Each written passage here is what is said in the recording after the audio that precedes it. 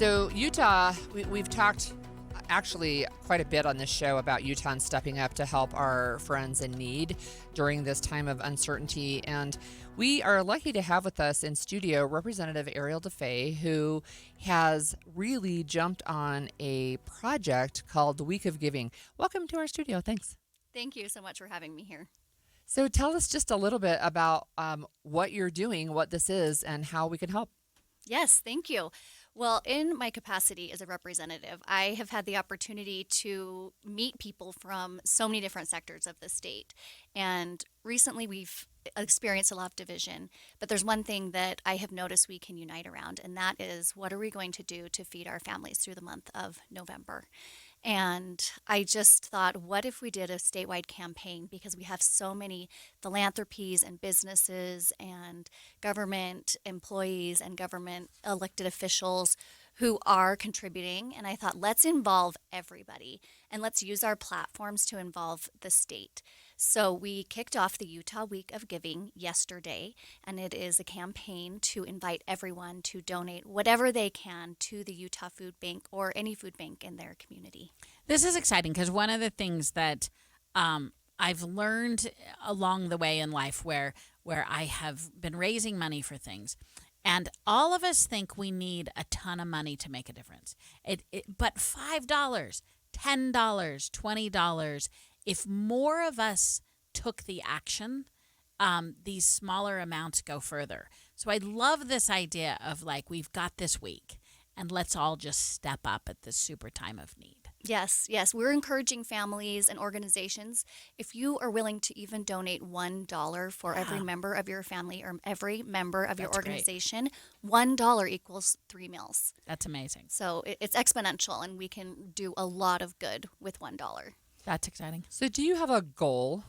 Yes, the goal is $50,000, and we are off to a good start, but we would love to reach that goal.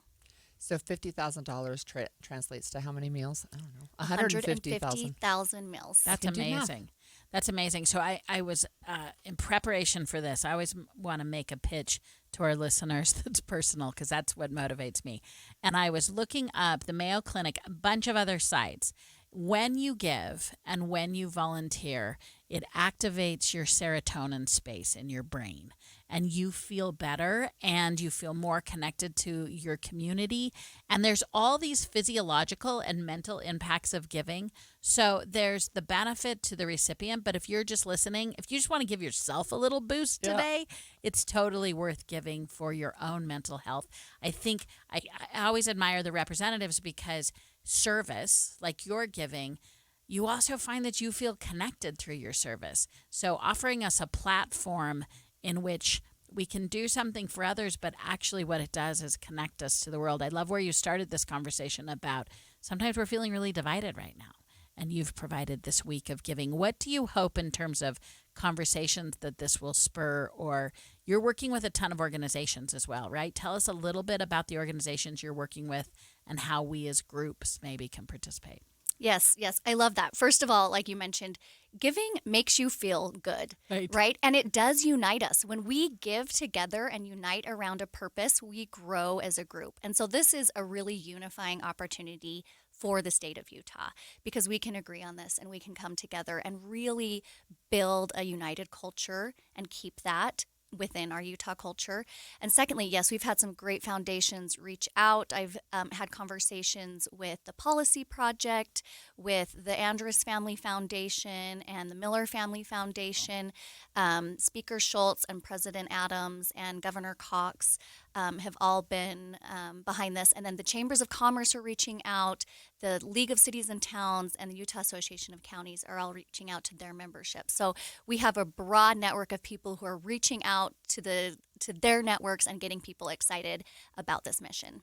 That's really amazing. And, you know, one of the things as we are in November is we know that there are people as we head into the holidays anyway that are in need. And this year it's particularly acute with government shutdown and economic uncertainty, SNAP benefits going away.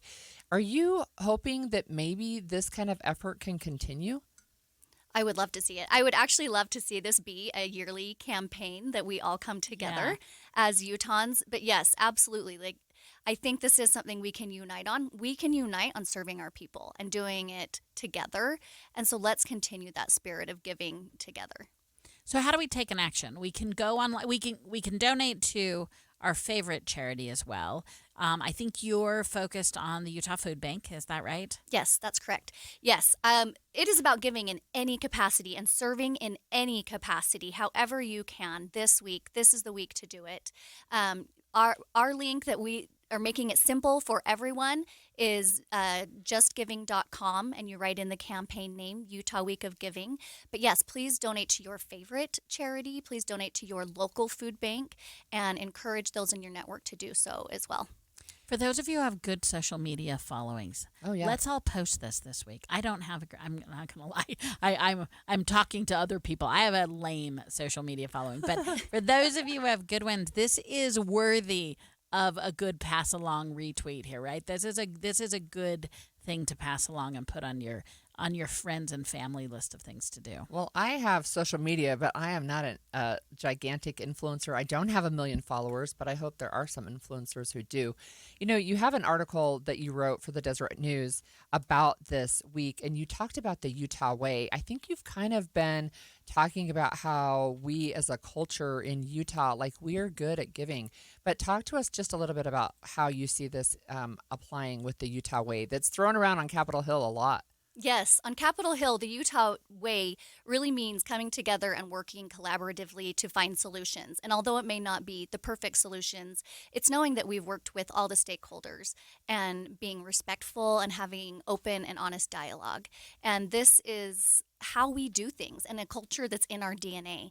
And I want to see that fostered and moving forward within our state. And so the Utah Way is something that I hope this campaign will preserve and encourage people to participate in and understand, because that is really the culture on Capitol Hill, and really that comes from the citizens. So let's have the citizens continue in that spirit. Okay, so this is the week. We've got a number of different opportunities. I'm going to switch gears a little and ask you just about how you're feeling in general about it. It's election day. It's not for state offices, but it's for local offices. How are you feeling Utah communities are responding to, as Holly said, the shutdown, election day? You are on the front lines. I love the work that the House of Representatives does.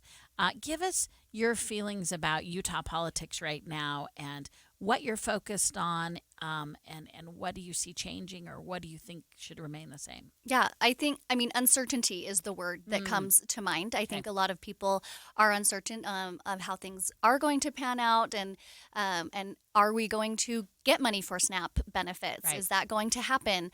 Are the leaders that we do elect today going to help get us through kind of a difficult time with the government shutdown? But on top of that, I would also say I'm hopeful. I think there are good people out there who are running for office, who are getting their message out. As I've listened to the candidates in my district and across the state, I know that there are many people wanting to do good for their communities and wanting to work hard.